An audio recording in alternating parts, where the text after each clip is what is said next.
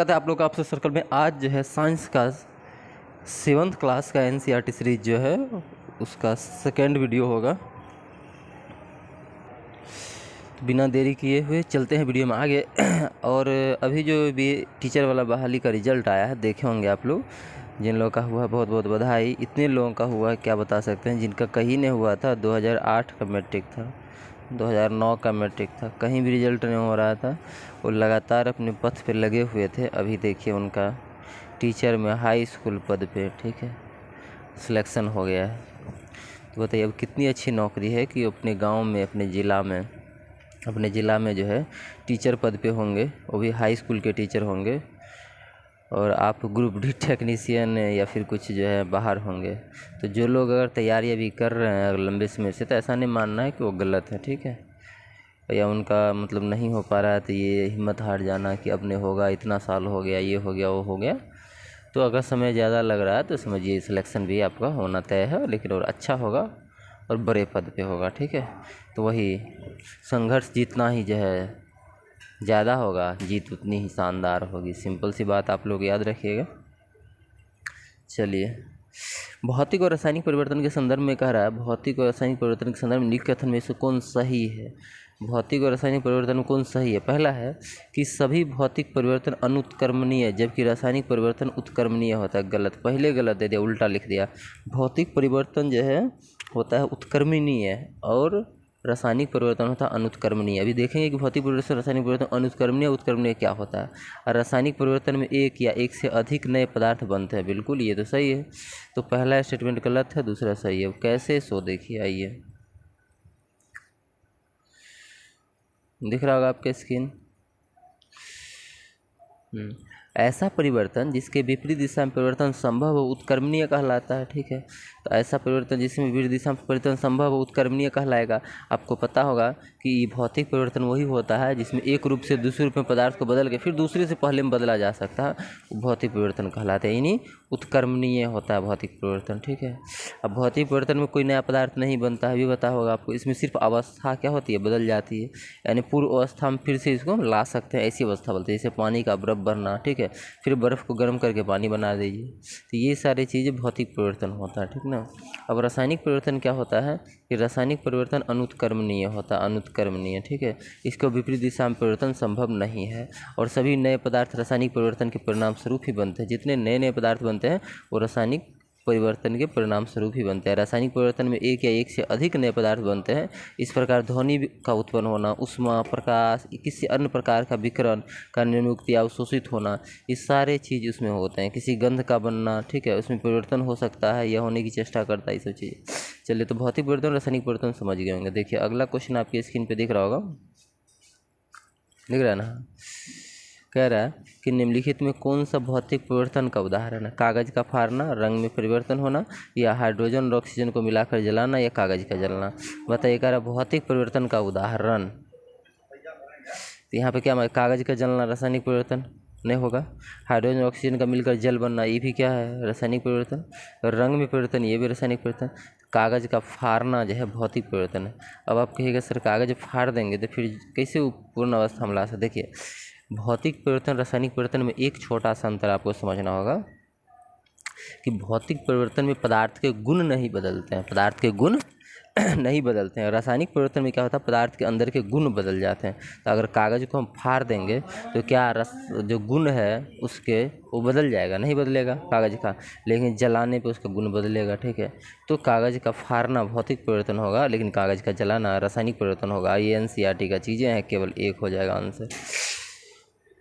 चलिए, 3 number question आपकी screen पे दिख रहा होगा। कह रहा है निम्नलिखित कथन पे विचार करें। इसमें सही पूछ रहा है, ठीक है, सही कथन कौन सा है।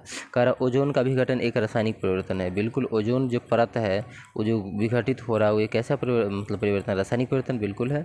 ओजोन परावैंगनी विकिरण को अवशोषित कर लेते हैं। बिल्कुल, जो परावैंगनी विकिरण सूर्य के द्वारा निकलती है उसे यही अवशोषित कर लेता है। तो 1 और 2 दोनों क्या हो जाएंगे, इसमें सही कथन हो जाएंगे।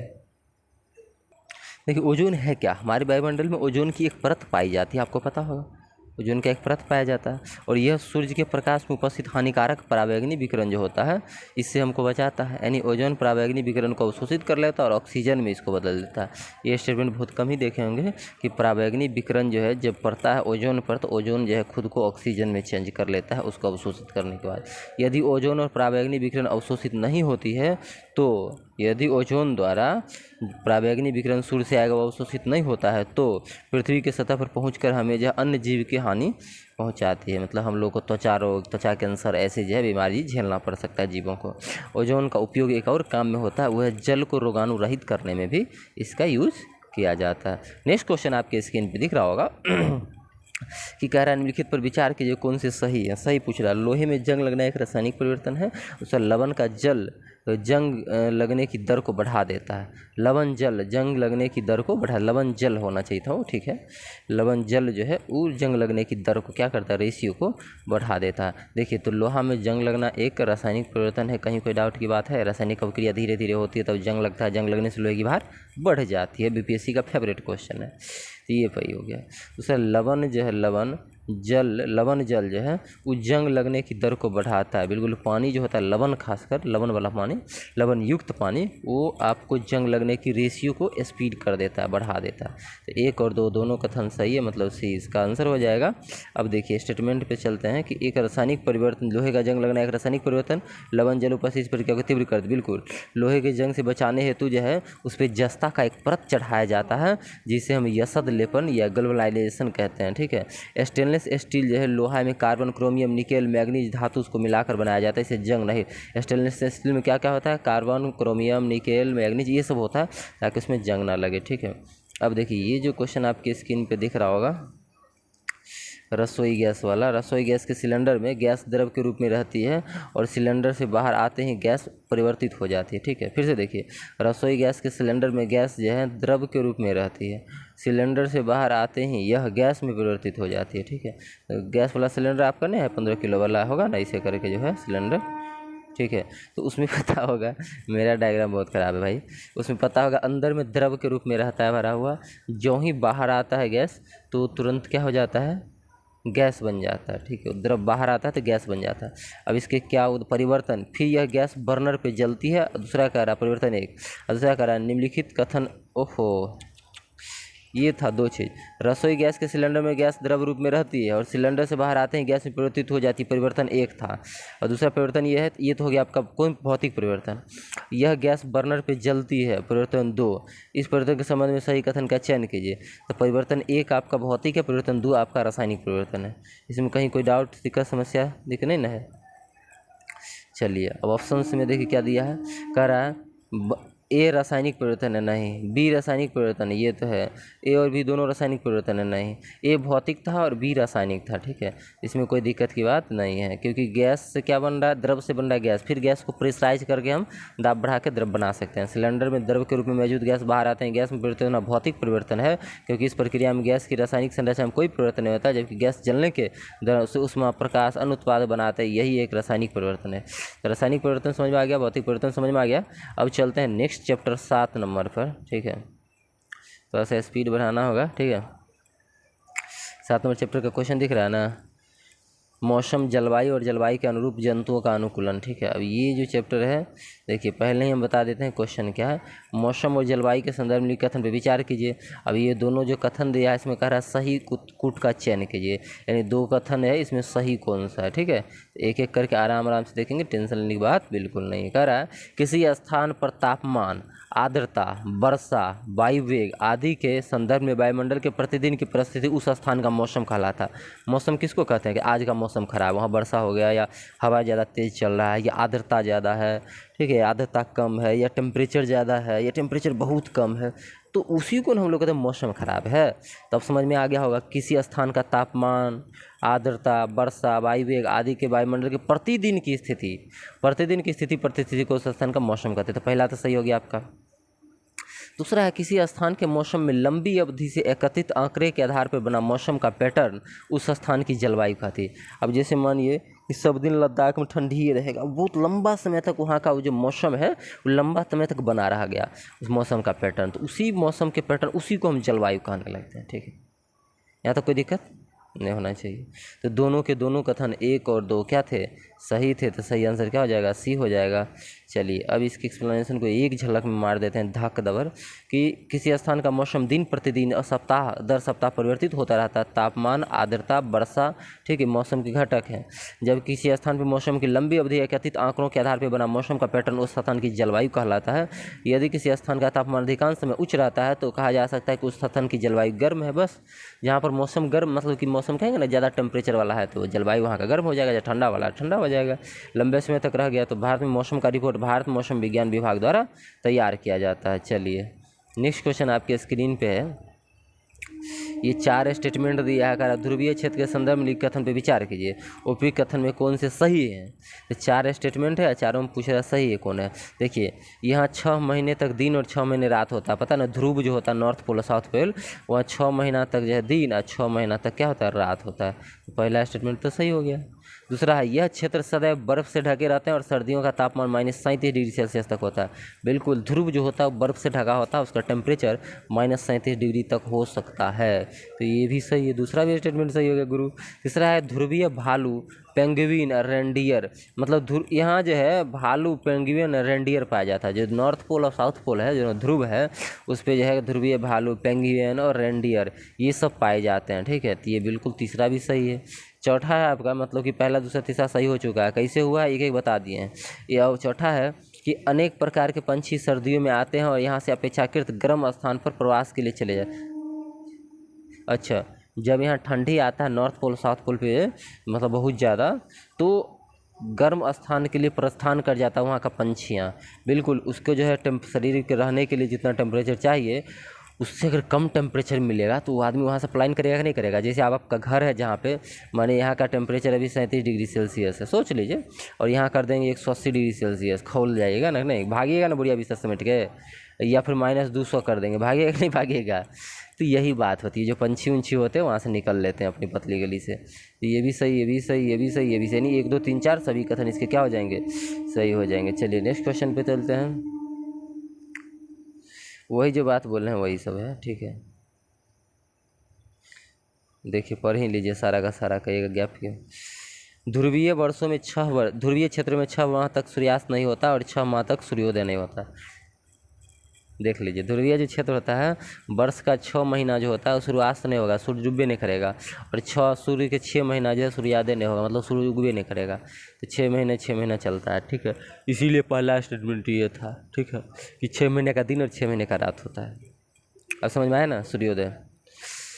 इन क्षेत्रों में चरम जलवायु पाई जाती है, अतः ये क्षेत्र सदैव बर्फ से ढके रहते हैं तथा सर्दियों का तापमान में 37 डिग्री तक हो सकता है। वर्ष के अधिकांश समय अत्यधिक सर्दी पड़ती है, ठीक है। यहाँ पे और देख लीजिए कि ध्रुवीय क्षेत्र में ध्रुवीय भालू, पेंगुइन, रेंडियर, कस्तूरी मृग, लोमड़ी, सील, व्हेल, अन्य प्रकार की पंछियाँ पाए जाते हैं। इन क्षेत्रों में रहने के लिए अनुकूलित होते हैं।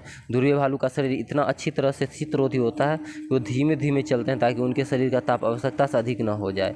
मतलब बताइए कि वो बेचारा चलता इतना स्लो है कि हमारे शरीर में पसीना ना आए, टेम्परेचर बढ़ ना जाए, इतना उसका शरीर शीतरोधी है। सोच लीजिए। जी हाँ, मछलियाँ लंबे समय तक ठंडे जल में रह सकती है और वहीं पंछियों को जीवित रहने के लिए अपने शरीर को गर्म करना आवश्यक होता है। इसीलिए अनेक प्रकार के पंछी सर्दियों में आते हैं, प्रवास के लिए चले जाते हैं।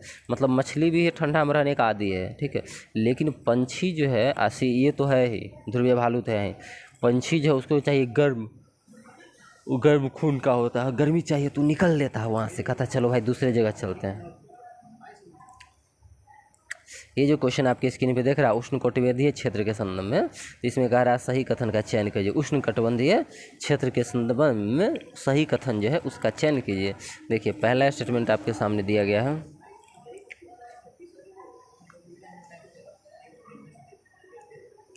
कि इन क्षेत्रों की जलवायु परिवर्तन गर्म होती है, ठीक है। तो ये बिल्कुल सही है कि उष्णकटिबंधीय, उष्ण का मतलब होता है गर्म, तो यहाँ का जलवायु क्या होगा, गर्म होगा। पहला स्टेटमेंट सही। इस क्षेत्र में प्रचुर मात्रा में वर्षा होती है, बिल्कुल। यहाँ जो है बारिश जो है ज़्यादा होता है, बारिश क्या होता है, प्रचुर मात्रा में होता है, तो प्रचुर मात्रा में वर्षा, ये भी सही है, पहला सही दूसरा सही। उष्णकटिबंधीय क्षेत्र, उष्णकटिबंधीय वर्षा वन भारत के पश्चिमी घाट और असम में पाया जाता है, बिल्कुल। उष्णकटिबंधीय वर्षा वन जो है कहाँ पाया जाता है, बताइए, उष्णकटिबंधीय वर्षा वन जो है पश्चिमी घाट में और असम में पाया जाता है। वहीं अगर कहे मतलब कहाँ कहाँ महादेश में, तो मध्य अमेरिका, मध्य अफ्रीका, दक्षिणी पूर्वी एशिया, इस सब इलाका में पाया जाता है। ठीक है, चलिए अब है लास्ट 4 नंबर ऑप्शन, लाइन टेडल लंगूर यानी दाढ़ी वाला ऐप पश्चिमी घाट के क्षेत्र के वनों में पाया जाता है। तो ये भी सही है। ठीक है, वर्षा वन में पाया जाता है। दाढ़ी वाला ऐप जो होता है, दाढ़ी वाला, वो यहीं पे पाया जाता है। तो ये जितने हम बताए हैं 1 2 3 4 स्टेटमेंट, वो सभी सही थे। तो 1 2 3 4 ये चारों के चारों क्या हो जाएंगे, सही हो जाएंगे। देखिए 8 नंबर चैप्टर पे हम लोग आ चुके हैं। क्या हो गया भाई, 8 नंबर जो चैप्टर है आपका पवन तूफान और चक्रवात है। क्या है, पवन तूफान और चक्रवात है। इसमें सही कथन को आपको चुनना है। ठीक, कैसा कथन चुनना सही, करा भूमध्य रेखा के आसपास के क्षेत्र में सूर्य की अधिकतम ऊष्मा होती है। तो भूमध्य रेखा के आसपास के क्षेत्र में सूर्य की अधिकतम ऊष्मा होती है, भूमध्य रेखा के आस-पास में होगा जी, तो बिल्कुल सही है। दूसरा स्टेटमेंट है आपका कि भूमध्य रेखा के ओर के दोनों ओर 0 से 30 डिग्री के अक्षांश की पट्टी के मध्य वायु भूमध्य रेखा की ओर गतिशील होती है।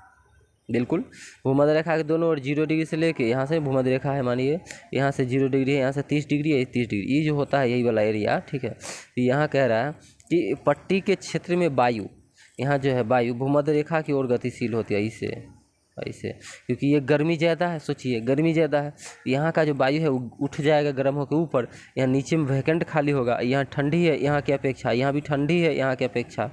तो क्या होगा, यहाँ से जो वायु ठंडी वायु है यहाँ चलेगा, नीचे नीचे यहाँ चलेगा, और यहाँ जो गर्म वायु उठ के ऊपर यहाँ आएगा। ठीक है, यहाँ आएगा। कल ही सब समीर में पढ़े थे, तो 1 भी सही है और 2 भी सही है। 3 नंबर आपका कह रहा है कि 30 से 60 डिग्री अक्षांश के क्षेत्र के असमान रूप से गर्म होने के कारण पवन का प्रवाह 60 अक्षांश से 30 अक्षांश की ओर होता है। देखिए आपको पता है कि उच्च अक्षांश पर सूर्य की किरण तिरछा पड़ता है, इसलिए 30 डिग्री से जो है 60 डिग्री के बीच में पृथ्वी की सतह असमान रूप से तो गर्म होंगे बिल्कुल, लेकिन 30 डिग्री उत्तरी और दक्षिणी अक्षांश के आसपास उच्च वायु दाब होगा, और 60 डिग्री के आसपास जो है अक्षांश जो दिया है यहाँ पर, यहाँ निम्न वायु दाब होगा, प्रेशर यहाँ पर वायु दाब का कम होगा। इस कारण पवन का प्रवाह जो है 30 डिग्री अक्षांश से 60 डिग्री तक होना चाहिए, ना कि 60 से 30 की तरफ होना चाहिए। अब समझे ना कि उल्टा लिखा था, यानी 30 से क्या होगा 60 की तरफ होगा पवन का प्रवाह। तो ये स्टेटमेंट गलत था, ये और ये सही था।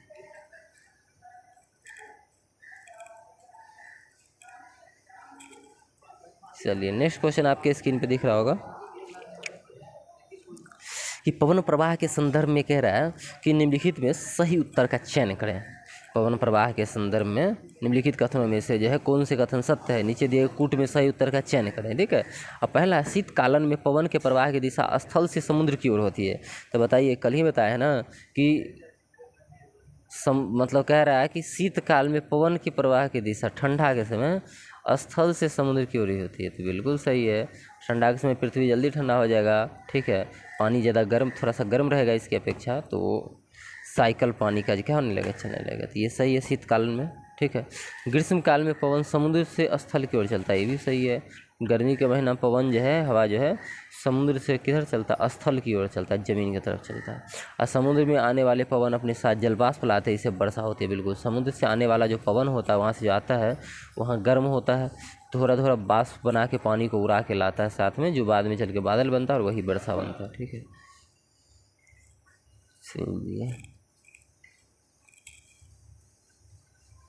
चलिए गर्मियों में स्थलीय क्षेत्र अधिक तेजी से गर्म होता है। अधिकांश समय स्थल पर ताप समुद्री जल की अपेक्षा अधिक होता है, और स्थल के ऊपर की वायु गर्म होकर ऊपर उठ जाती है और पवन समुद्र की ओर से बहता है। मतलब ज़मीन पे जो है धीरे धीरे क्या हुआ, ज़मीन पे धीरे धीरे क्या हुआ, ऊपर उठने लगा वायु, तो नीचे वैकेंट आया, तो उधर से जो है समुद्र की तरफ से हवाएँ क्या हुई, आने लगी उस जगह। और शीतकाल में पवन के प्रवाह की दिशा इसके विपरीत हो जाती है, समुद्र से आने वाला पवन एक साथ जलवाष्प लाता है, वैसे वर्षा होती है। ठीक है, ये सब कोई भारी बात है जी।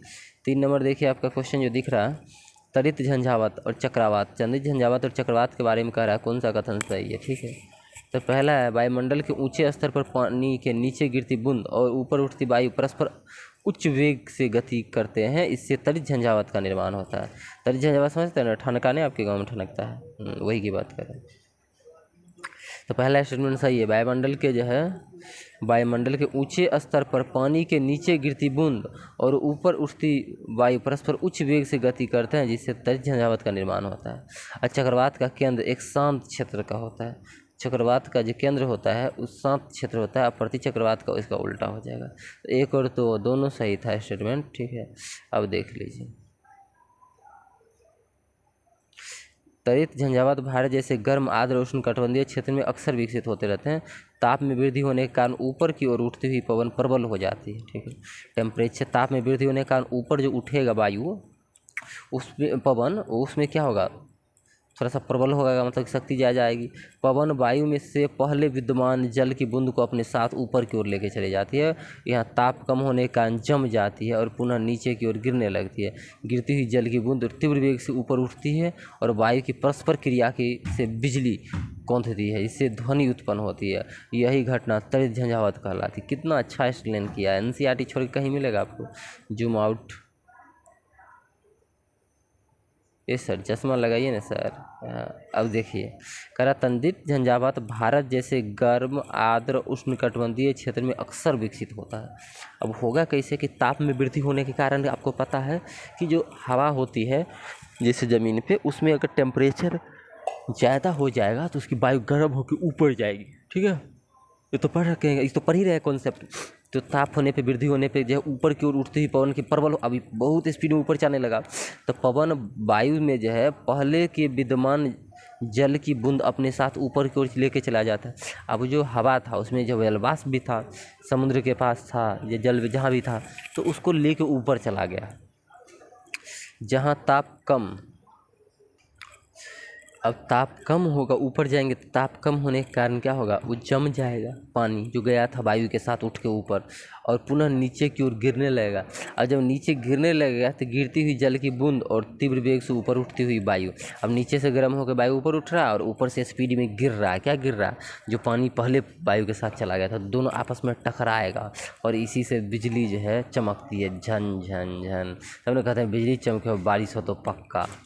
समझ रहे हैं बात कैसे है कि गर्म वायु क्या वर्षा आने से पहले आप लोग ज्ञान कीजिएगा। आपकी नानी दादी काकी होगी, गर्म बताती होगी कि खूब गुमकी है, खूब बहुत ज़्यादा गुमकी है, बारिश होने वाला लग रहा है। वो गुमकी कैसे आता है, क्योंकि पृथ्वी गर्म हो रहा है धीरे धीरे, तो यहाँ की वायु जो है गर्म होकर ऊपर उठ रही है, ठीक है। और साथ में जलवाष्प भी लेके जा रहा है, वो ऊपर जाके जलवाष्प ठंडा होगा, बादल का निर्माण करेगा और वर्षा कराएगा।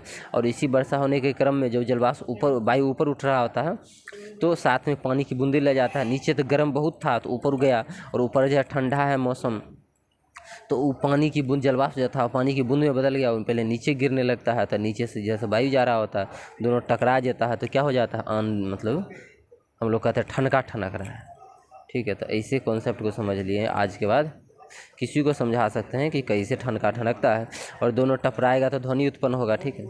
देखिए अब चक्रवात की तरफ आते हैं।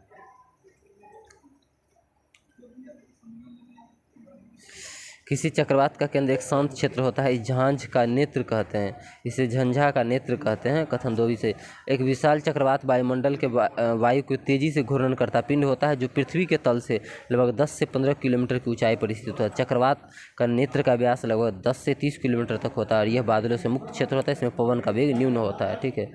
तो चलिए इतना ये नहीं है चक्रवात के बारे में, हम फिर देखेंगे नेक्स्ट क्वेश्चन में। ये जो क्वेश्चन आपका चक्रवात के संदर्भ में कथन में कौन सही है, ठीक है, तो कौन दिए गए क्वेश्चन में सही उत्तर का चयन कीजिए, तो सही कौन है ये पूछ रहा है। देखिए 2 स्टेटमेंट आपको दिया गया है चक्रवात से रिलेटेड। एक है आपका, भारत का पश्चिमी घाट चक्रवात का प्रबलता और आवृत्ति दोनों ही संदर्भ में पूर्वी घाट की अपेक्षा अधिक संवेदनशील है। यानी जो पश्चिमी घाट है, चक्रवात की प्रबलता और आवृत्ति यानी फ्रीक्वेंसी दोनों के संदर्भ में जो पूर्वी घाट की अपेक्षा ज़्यादा संवेदनशील है पश्चिमी घाट, पहला दिया, तो ये गलत है पहला स्टेटमेंट। दूसरा है अमेरिकी महाद्वीप पर कैसे, सो देखते हैं। अमेरिकी महाद्वीप के चक्रवात को हरिकेन और फिलीपींस तथा जापान में टाइफून कहते हैं।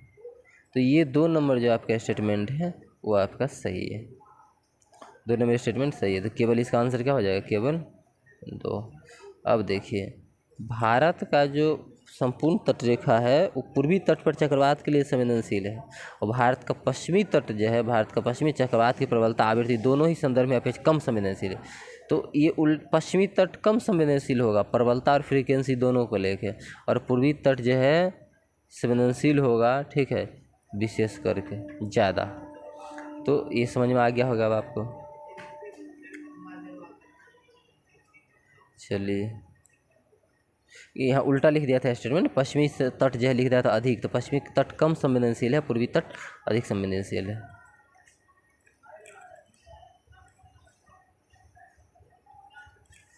अमेरिकी महाद्वीप में जो है चक्रवात को हरिकेन का, फिलीपींस और जापान में इसे टाइफून कहते हैं। तो फिलीपींस और जापान में जो है टाइफून, और अमेरिका में इसे क्या बोलते हैं, हरिकेन भी बोलते हैं। 5 नंबर क्वेश्चन आपकी स्क्रीन पे दिख रहा होगा, कह रहा है निम्नलिखित में विचार कीजिए, सही चुनिए, ठीक है। तो विचार कीजिए और सही चुनिए। अब सही कौन सा, देखिए, पवन का वेग पवन के वेग में वृद्धि वायु दाब में वृद्धि करती है, यानी स्पीड अगर पवन पकड़ेगा तो ये जो है वायु दाब में वृद्धि होगा, ठीक है, गलत। देखिए, पवन का वेग बढ़ने से वायु दाब वास्तव में कम हो जाता है, ठीक है, कम देता तो सही था, कम हो जाता, ध्यान रखना, ठीक है। दूसरा है, पवन सदैव अधिक वायु दाब वाले क्षेत्र से कम वायु दाब वाले क्षेत्र को गति करता है। बिल्कुल, पवन जो है सदैव अधिक वायु दाब वाले क्षेत्र से कम वायु दाब वाले क्षेत्र में जाता है। तुरंत बताए कि गर्म होकर ऊपर उठता है पवने, तो उधर प्रेशर कम होगा, तो जिधर ज़्यादा प्रेशर रहेगा उधर से हवा उधर जाएगी। तो केवल 2 इसमें सत्य हैं, ठीक है। इसके एक्सप्लेनेशन को देख सकते हैं। पवन का वेग बढ़ने से वायु दाब कम हो जाता है। पवन सदैव अधिक वायु दाब वाले क्षेत्र से कम वायु दाब वाले क्षेत्र की गति करता है। उदाहरण के लिए स्थल समीर, समुद्री समीर, भारत में ग्रीष्मकाल में चलने वाले दक्षिणी पश्चिमी मानसून पवन, शीतकाल में चलने वाले उत्तर पश्चिमी पवन, सभी उसी के एग्जाम्पल से समझ सकते हैं आप। देखिए 6 नंबर क्वेश्चन, ब्लड ज़्यादा है क्या? चलिए कोई नहीं, एक क्वेश्चन देख लीजिए और क्या।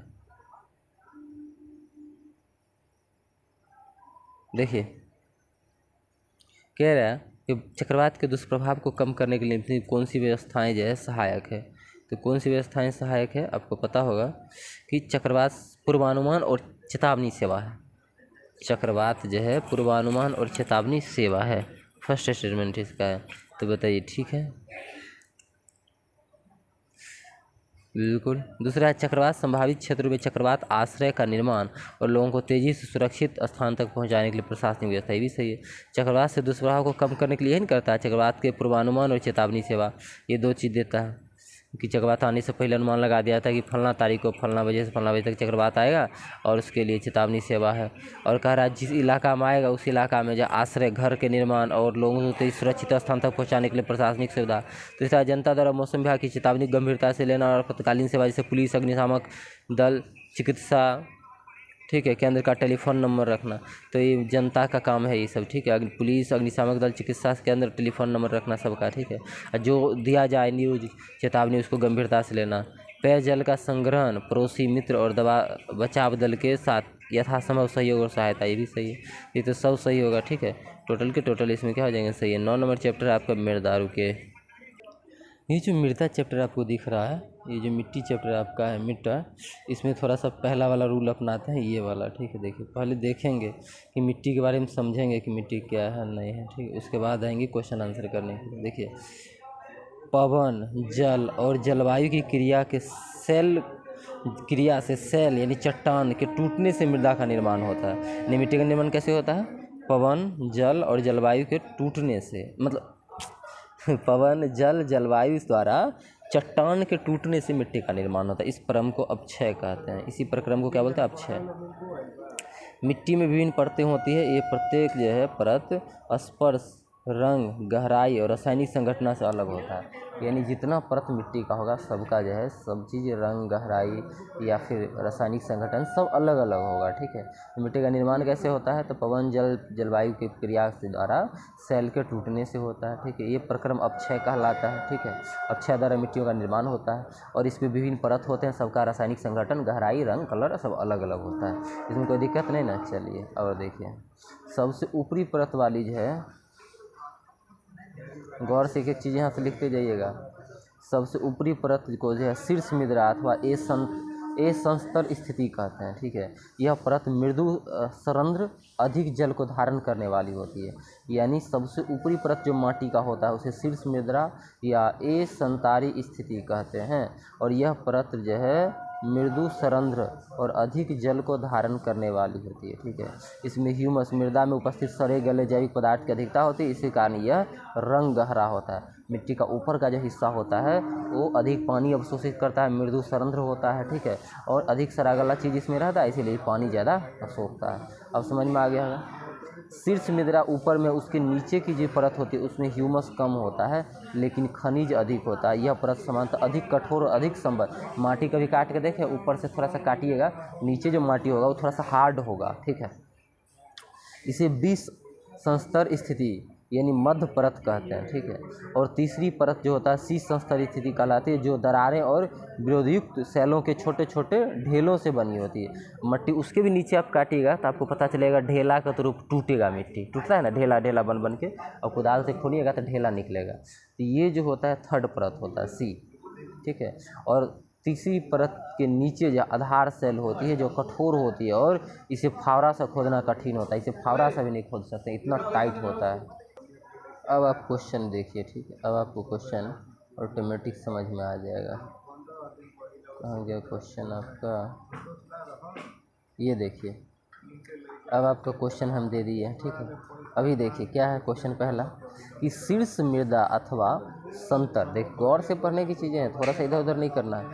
शीर्ष मृदा अथवा ए संस्तर स्थिति कौन होगा, वह परत मृदु सरंध्र और अधिक जल को धारण करने वाली, सबसे ऊपर वाला, तो एकदम 1 नंबर ही इसका हो जाएगा। समझ में आ गया ना। अब दूसरा कह रहा है मध्य परत अथवा द्विसंस्तर स्थिति, तो मध्य परत वाला जो है कहाँ होगा ये बताइए। तो इसमें इस परत में खनिज लवण होगा, ठीक है, और ह्यूमस कम होगा। तो कहाँ इस परत में शीर्ष मृदा से ह्यूमस कम परंतु खनिज, हाँ ये तो देखिए 3 नंबर में हो गया। अब देखिए तीसरी परत जो है, तीसरी परत उसमें क्या होगा, इसमें दरार और विरोधयुक्त सेल से छोटे ढेलों की बनी होती है, यह कठोर होती है, इससे फॉरेस्ट खोदा। तो तीसरा वाला जो होगा ये हो जाएगा कि यह दरार विरोधयुक्त सेल के छोटे ढेलों से बनी होती है, और चौथा जो होगा आधार सेल, यह कठोर होगा, इसे फावड़ा से खोदना कठिन हो जाएगा। तो ये आपको समझ में आंसर अब सब आ गया होगा, ठीक है। तो समझे।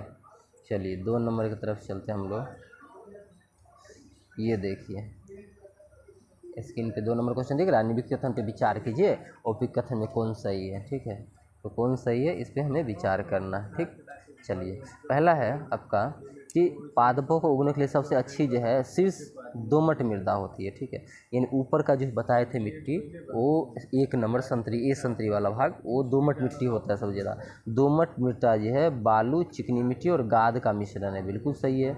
और गाद कण का जो है साइज बालू और चिकनी मिट्टी के कणों के अमाप के बीच होता है, बिल्कुल ये भी सही है। तो 1, 2 और 3 कथन बिल्कुल सही है। बालू मिट्टी गेहूं, चना और धान के लिए, बस गेहूं, चना, धान, बालू वही मिट्टी में उगेगा, नहीं उगेगा, तो चौथा गलत है। तो केवल 1, 2 और क्या सही है, 3 सही है, केवल 1, 2 और 3 सही है। अब देखिए पादप को उगने के लिए सबसे अच्छी शीर्ष दोमट मिट्टी, दोमट मिट्टी में दोमट मिट्टी में जो बालू, चिकनी मिट्टी, गाद का मिश्रण होता है। गाद कणों का अमाप साइज बालू और चिकनी मिट्टी कणों के माप के बीच होता है, मतलब दोनों का जो परिमाप होता है उसके बीच इसका परिमाप होगा, ठीक है। और दोमट मिट्टी में भी ह्यूमस होता है, इसी प्रकार से मृदा के पादपों के लिए उच्च जल धारण करने की क्षमता होती है। इसमें ह्यूमस होता है इसलिए ज़्यादा पानी क्या करता है, ये सोखता है, ठीक है। अब देखिए चिकनी मिट्टी और दोमट मिट्टी गेहूं, चना, धान उगाने के लिए उपयुक्त है, जबकि कपास मिट्टी जो पता होगा, काली कपास मिट्टी, कपास को बलुई या दोमट मृदा में उगाया जाता है। ये जो गेहूं जैसी फसल जो है महीन मर्ण मृदा में उगाई जाती है, क्योंकि ह्यूमस के समृद्ध और अत्यधिक उर्वर होती है। इसमें ह्यूमस होता ही होता है। कपास के लिए बलुई दोमट मृदा अधिक उपयुक्त होती है, इसमें जल की निकासी आसानी से होती है जो पर्याप्त परिमाण वायु को धारण करती है। तो ये चीज़ें हो गई, ठीक है। अब देखिए 3 नंबर क्वेश्चन आपकी स्क्रीन पे है। गर्मी के दिन में दोपहर में किसी खेत तथा खुले मैदान में जमीन के ऊपर वायु जो है वायु कंपदीप्त होती दिखाई देती है, ऐसा किस कारण से होता है, ठीक है। कभी देखें हैं गर्मी के दिन में गए हैं, गर्म के दिन में दोपहर के समय खेत में गए हैं या कि खुला मैदान गए हैं राजस्थान आर के आसपास, तो वहाँ देखेंगे कि वायु जो है कंपदीप्त हो रहा है, हल्का हल्का चमकता हुआ दिखाई दे रहा है। नहीं गए हैं कभी, कि गाँव में नहीं रहते हैं। ये होता है सूर्य के प्रकाश के परावर्तन के कारण। किसके कारण, सूर्य के प्रकाश के परिवर्तन के कारण, ठीक है, ध्यान रखिएगा। चलिए नेक्स्ट क्वेश्चन आपका है 4 नंबर। 4 नंबर आपका क्वेश्चन दिख रहा होगा स्क्रीन पे, ठीक है। 4 नंबर जो क्वेश्चन है, कह रहा है मृदा के संबंध में निम्न कथन पे विचार कीजिए। सही है पूछ रहा है, माटी के बारे में सही कथन पूछ रहा है। कह रहा है जल, पवन और बर्फ, जल, पवन और बर्फ द्वारा मिट्टी के ऊपरी सतह का हटना अपर्दन कहलाता है। तो अपर्दन क्या है? मिट्टी के ऊपरी सतह का हटा देना, चाहे पानी हटाए, वायु हटाए या बर्फ हटाए। पॉलीथीन, रसायन और पिरकनाशी मृदा को प्रदूषित करता है। बिल्कुल सही है, 1, 2 और दोनों सही है, ठीक है।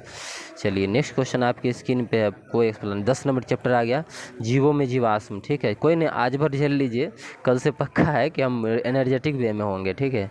निम्नलिखित में कौन सा पदार्थ जो हमारी पेशियों में संचित होती है, इसे ऐंठन होती है। आपका दौड़ते उड़ते हैं तो क्या होता है? ऐंठन होता है ना, तो लैक्टिक अम्ल बन जाता है आपके शरीर में। तो ये बताने की ज़रूरत है लैक्टिक अम्ल कैसे बनता है, किस किस से विखंडन से बनता है। जब आपका ग्लूकोज, आपके शरीर में ऑक्सीजन कम जाएगा, ठीक है। बहुत तेज़ दौड़ रहे हैं, बहुत तेज़ व्यायाम कर रहे हैं या साइकिल चला रहे हैं स्पीड में, खूब वजन उठा रहे हैं, अत्यधिक ऊर्जा की आवश्यकता हुई। तो अत्यधिक ऊर्जा उत्पन्न करने के लिए शरीर को ज़्यादा ऑक्सीजन चाहिए, ठीक है। और जो ऑक्सीजन ले रहे हैं वो कम पड़ रहा है, तो ऐसी स्थिति में क्या होगा? पेशीय कोशिका जो है अवायवीय शोषण करेगा। अवायवीय शोषण किसे कहते हैं? जहाँ पर वायु नहीं है, मतलब एनर्जी शरीर को ज़्यादा चाहिए, आपको उतना एनर्जी के लिए आपको ऑक्सीजन ज़्यादा जाएगा तब ना वो मतलब ये करेगा, ग्लूकोज को विखंडित करेगा, ठीक है। तो इसी में आपके शरीर में क्या होगा? ऑक्सीजन की कमी है, तो ऑक्सीजन की कमी शोषण होगा तो अवायवीय शोषण होगा। जो अवायवीय शोषण के द्वारा ऊर्जा का निर्माण होगा तो उसमें क्या होगा? ग्लूकोज का आंशिक विघटन होता है और लैक्टिक अम्ल और कार्बन डाइऑक्साइड बनता है ग्लूकोज के विघटन से। अभी लैक्टिक अम्ल जो बना, ये लैक्टिक अम्ल आपके जो है पीसी में रहेगा, तो यही जो आपको क्या कहते हैं? दर्द देता है। तो कहते हैं पैर दर्द करा, कल दौड़ लिए स्पीड में, तो पूरा आप साइकिल समझ गए कैसे दर्द करता है। अब इसको दूर कैसे करना है? कुछ हमारे जानकार हैं, बड़ा दौड़ते रहते हैं, कहते हैं हमेशा पैर दर्द है, गोड़ दर्द है, ये दर्द है, वो दर्द है। तो गर्म पानी से आप स्नान कीजिए, ठीक है, अगर ऐसी स्थिति आए। अथवा शरीर को जो है गर्म पानी से मालिश करवाइए। नहीं, अगर उससे नहीं ठीक हो रहा था, अब आइस मतलब कि उससे जो है आप इसको सेकिए, बर्फ़ से इसको सेकिए, ताकि रक्त संचार को क्या करेगा? बढ़ा देगा, ठीक है। और पेशी कोशिका को ऑक्सीजन की आपूर्ति देगा, ताकि लैक्टिक अम्ल जो है कार्बन डाइऑक्साइड और जल में टूट जाए। यानी जो लैक्टिक अम्ल आपके शरीर में बना है उसको तोड़ना है आपको। कैसे टूटेगा? तो कार्बन डाइऑक्साइड और जल में टूटेगा। अब उसको आप या तो गर्म पानी से नहाइए, या फिर मालिश कीजिए, या बर्फ़ से सेकिए, ठीक है, इस तरह से टूटेगा। तब आपको समझ में आ गया होगा सारा का सारा चीज़ें। चलिए अब है अंतःश्वसित वायु और उच्च श्वसित वायु में ऑक्सीजन का प्रतिशत क्या होगा? मतलब अंदर और बाहर ये जो वायु लेते हैं उसमें ऑक्सीजन तो पता होगा 21% रहता है, और बाहर जब आता है तो 4% रहता है। इसमें कोई दिक्कत की बात नहीं ना? नहीं। चलिए 3 नंबर क्वेश्चन आपके स्क्रीन पे है, कह रहा है कथन सही चुनने के लिए। तो निम्नलिखित कथनों में सही है, सही चुनिए। कौन सी सही है? 1, 2, 3 दिया गया है, तीनों में सही आपको चुनना है, कौन सा सही है। देखिए पहला है कि भोजन में संचित ऊर्जा श्वसन के समय निर्मुक्त होती है। तो ये बिल्कुल सही है, भोजन में जो संचित ऊर्जा होता है, हम जो श्वसन करते हैं उसी के समय उससे एनर्जी हमको मिलता है हमारे शरीर को, ये सही है। दूसरा है स्टेटमेंट कि कोशिका के अंदर ऑक्सीजन का उपयोग करके ग्लूकोज, कार्बन डाइऑक्साइड और जल में विघटित होता है, ये भी अभी पढ़े हैं आप, तो ये 2 भी सही है, ठीक है। 1 और 2 सही है। तीसरा है ऑक्सीजन की अनुपस्थिति में भोजन विखंडन को वायवीय शोषण, अभी तुरंत पर अवायवीय होगा, और यही लैक्टिक अम्ल और क्या बनेगा? कार्बन डाइऑक्साइड बनेगा। तो ये दूसरा नंबर जो है, तीसरा नंबर ये गलत हो गया। तो 1 और 2 केवल सही है, ये आंसर हो जाएगा, ठीक है। थोड़ा मूड में नहीं है, फिर भी आपको तो इतना समझा ही दे रहे हैं कि समझ में आ जाएगा चीज़ें, और आपका टेलीग्राम पे टेस्ट हो जाएगा। जो लोग अभी तक चैनल को सब्सक्राइब नहीं किए सब्सक्राइब कीजिए, और खासकर जो कहते हैं आपको कि जितने ग्रुप हैं आपका व्हाट्सएप ग्रुप या टेलीग्राम ग्रुप, उसमें आपको क्या करना है? इस वीडियो को डालना है, अपने दोस्तों को बताना है, शेयर करना है कि एनसीईआरटी सीरीज है, ठीक है। ऐसा सीरीज कहीं नहीं आपको मिलेगा, पूरे यूट्यूब पे सर्च मार के देख लीजिएगा, ठीक है। और अपने व्हाट्सएप स्टेटस, फेसबुक स्टेटस, ऐसे ऐसे स्टेटस की जगह लगा दीजिए, 24 घंटा बाद ख़त्म भी हो जाएगा, सब दिन रहने वाला भी नहीं है, ठीक है। चलिए, और लोगों तक पहुंच भी जाएगी चीज़ें। देखिए कोशिका के अंदर भोजन जो है, अच्छा ये ठीक है, ऑक्सीजन का उपयोग करके कार्बन डाइऑक्साइड जल में विघटित होता है, ये तो कथन आपका था, ठीक है। और कोशिका में भोजन विखंडन के प्रक्रम से ऊर्जा मुक्त होता है, ये पता है। और ये प्रक्रम जो है श्वसन, मतलब कि कोशिकीय श्वसन कहलाता है, ठीक है, सेलुलर रिस्पायरेशन, ठीक है। अब ये 3 नंबर जो स्टेटमेंट हम गलत किए थे वो ये था कि ऑक्सीजन की उपस्थिति में भोजन के विखंडन की प्रक्रिया वायवीय श्वसन, और जबकि ऑक्सीजन की अनुपस्थिति में भोजन का विखंडन अवायवीय श्वसन, ठीक है। तो यह ध्यान रखना आपको कब जो है कौन सा श्वसन होगा, ठीक है। वायवीय कब होगा और वायवीय कब होगा, ठीक है। 4 नंबर क्वेश्चन आपके स्क्रीन पे दिख रहा होगा, ठीक है, दिख रहा है ना 4 नंबर क्वेश्चन, ठीक है। 4 नंबर जो क्वेश्चन आपके स्क्रीन पे है, कह रहा है कि जंतु में शोषण के संदर्भ में जो है सही कथन चुने। आज खाली सही है दिया, गलती देवे ने किया है। आंसर बनाने वाले ध्यान रखिएगा, आज गलती आप आंसर बनाइएगा, ठीक है। गलती मतलब क्वेश्चन का फॉर्मेट चेंज कीजिएगा, आंसर नहीं गलत लगा दीजिएगा। केचुए जो है शोषण कार्य त्वचा से करते हैं, पहला तो ये पढ़े हैं पिछले चैप्टर में। केचुआ जो होता है त्वचा शोषण, केचुआ जो है शोषण का कार्य त्वचा से करता है। दूसरा, मेढक में मनुष्य की भांति फेफड़े होते हैं, मेढक में मनुष्य की भांति फेफड़ा होता है, तथापि वो अपनी त्वचा से भी शोषण करता है। मतलब कि मेढक दोनों, फेफड़ा से भी और त्वचा से, दोनों से। तो ये बात सही है। मेढक में जो है जैसे मनुष्य में फेफड़ा होता है वैसे मेढक में भी होता है, वो फेफड़ा का इस्तेमाल और त्वचा का इस्तेमाल दोनों का इस्तेमाल करता है, किसके लिए? शोषण के लिए। तो सी आंसर हो जाएगा, ठीक है। 5 नंबर आपका जो है दिया गया है, 2 स्टेटमेंट है, कथन और कारण। कहेगा कथन सही कारण गलत, कथन सही कारण, मतलब कि दोनों बताना है। श्वसन सभी जीवों को जीवित रहने के लिए अनिवार्य है, बिल्कुल। श्वसन नहीं करेगा तो एनर्जी उसको शरीर में, खाना खाएगा वो कैसे बनेगा, एनर्जी में कैसे बदलेगा? तो ये तो सही है भाई। यह जीवों के लिए भोजन से ऊर्जा निर्मुक्त करता है, बिल्कुल। ये दोनों एकदम एक दूसरे का सही भी है और व्याख्या भी कर रहा है। तो इसका आंसर क्या आ जाएगा कि दोनों कथन सही है और ए बी का व्याख्या कर रहा है, दिया ना। ए कथन दोनों सही है और कथन ऐसे का व्याख्या करता है, तो बिल्कुल यही आंसर हो जाएगा, ठीक है। चलिए अब चलते हैं सूची पे मिलाने के लिए। हम सूची क्या मिलाएंगे कि कौन कैसे सांस लेता है, ठीक है। देखिए सबसे पहले ईस्ट, ईस्ट जो है, पहले ईस्ट को छोड़िए, हम आसान की तरफ चलते हैं, आसान की तरफ चलते हैं, आसान मछली की तरफ चलते हैं। क्या मछली है आपका, मछली तो आसान हो गया। तो मछली में क्या दिया है कि श्वसरंध्र, श्वास रंध्र, रंध्र, वक्षगुहा या अल्कोहल या क्लोम, बताइए। जो ये है मछली है, इसमें श्वास रंध्र हो जाएगा, क्या हो जाएगा? नहीं, श्वास रंध्र, क्लोम हो जाएगा, क्लोम, ठीक है। एक सेकंड रुकिए, इसका क्लोम हो जाएगा, ठीक है। अब पत्तियाँ जो होता है, पत्तियाँ उसमें क्या होती है? पत्तियाँ आपको तो पता होगा, रंध्र होता है, ठीक है। जो जो जानते हैं उसको पहले छांट दिए। तिलचट्टा जो होता है, तिलचट्टा, उसमें क्या होता है? इसमें होता है श्वास रंध्र, ठीक है, तिलचट्टा में। यहाँ तक कोई दिक्कत? और डायफर्मा, मध्य कपाट वृक्ष गुहा में, हमारे जो वृक्ष गुहा होता है उसी में डायफर्मा होता है, ठीक है। और ईस्ट जो है, ईस्ट ये जो है अल्कोहल, ये तो हो ही गया। तो ऐसे करके मैच कर लेते सूची 1 से सूची 2 को। चलिए वही दिया होगा जो हम बोले हैं सब। कह रहा है एक किसी सामान्य वयस्क व्यक्ति के विश्राम अवस्था में औसत श्वसन दर कितना है?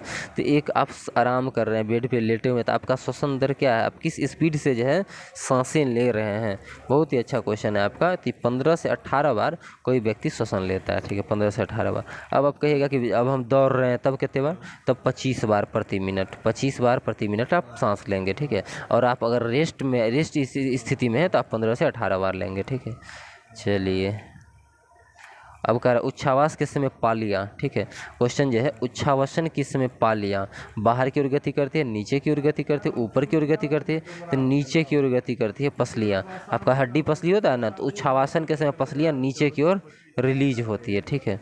देखिए श्वसन के समय पसलियाँ ऊपर और बाहर की ओर गति करती है और डायफ्राम नीचे की ओर गति करती है। सांस ले रहे हैं तब। और उच्छ्वासन के समय पसलियाँ नीचे और अंदर की ओर जाती है, जबकि डायफ्राम ऊपर की पूर्वी स्थिति में जाती है।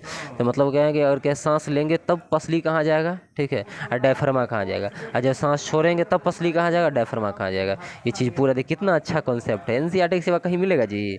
कहीं नहीं मिलेगा, ठीक है। तो अब जो है 10 चैप्टर कर दिए हैं, रहने देते हैं। थोड़ा सा आज जो है इधर उधर भी मन नहीं कर रहा कुछ करने का, तो आज शाम में ही देखते हैं, होगा तो रात 8 बजे से पहले एक और वीडियो डाल देंगे, ताकि 7th क्लास का ख़त्म हो जाएगा, 8 पे हम लोग चले जाएंगे, ठीक है।